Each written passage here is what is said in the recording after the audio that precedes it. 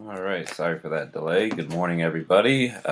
Today is Friday, March 27th, and we're going to be reviewing rational and irrational numbers. So I figured to just get you started, because it's been a while since we did this, that I would do some of the questions for you, and then the rest you would do on your own. So there's going to be 22 numbers. You're going to classify them as rational, irrational. And then on the Google form, you're just going to answer a simple question. How many of them are rational? How many of them are irrational? So if you look down at the bottom, huge hint right here, it says rational numbers repeat and or terminate, and irrational numbers do not repeat or do not end or terminate. So I highlighted a few that we can do here together. So the first one's here. Let's start with the square root of 49, negative. So the square root of 49, hopefully you know that is 7.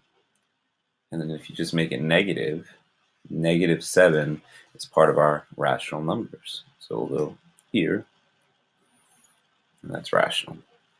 Then we have a 3.2 times pi. Hopefully you know by now that pi is the most famous irrational number. So even if you multiply it, there's a lot of these in this handout. Even if you multiply it by 3.2 to pi, whatever you do to pi, multiply it, add it, subtract it, square root it, anything really, it's going to be still irrational. So that's going to go here, like that. The next one here, you can see that dot, dot, dot at the end. Now that's either going to tell us that it goes on forever with a pattern or without a pattern. Yeah, without a pattern. So that goes under irrational. So 32.7820. My baby monitor over here is still on. I don't know if you can hear it in the background, but my wife's with the kids downstairs, and I should have unplugged it. Anywho, the next one is square root of 98. Square root of 98. Is there anything times itself that's 98? No. So it's a classic irrational number. And then the next part of today's assignment, you're going to be actually estimating those. Then another one, pi divided by 5. Obviously, pi is irrational. And if you divide it by 5, it's still irrational. All right, so hopefully that gets you started with this part of the assignment. The other part of the assignment, I wanted you to do the square root of 52. Hold on, I'm just going to unplug the baby monitor.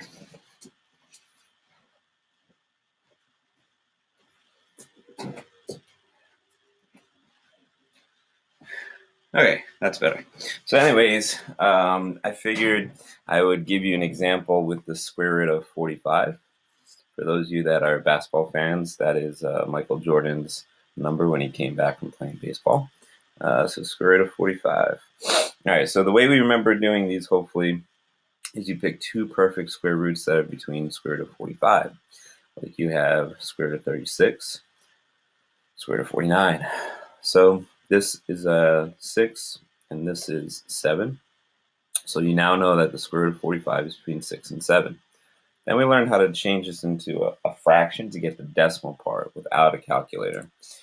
So what we ended up learning to do, we know it's going to be 6 point something. So for the numerator, we did this minus this to get the small little part, 45 minus 36.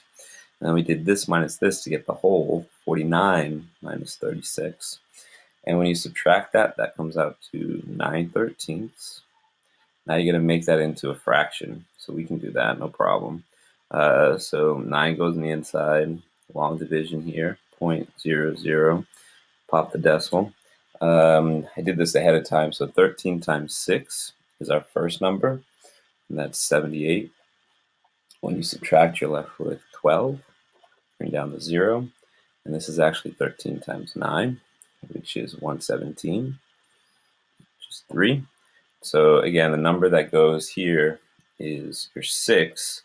So 6.69 to the nearest tenth would be 6.7 as an estimate. And just to prove it to you, if I go to my, hold well, I can't find my calculator, so I'll just do it on my phone so you can see it. If I go here, give me a second here. All right, so if I go here and I put square root of 45, so 45 square root, it comes out to 6.708, on and on and on. All right, so again, so that's what you're doing, along with some volume questions from your packet. So square root of 52 to estimate is up to you to do. Thank you, and have a great afternoon and a great weekend.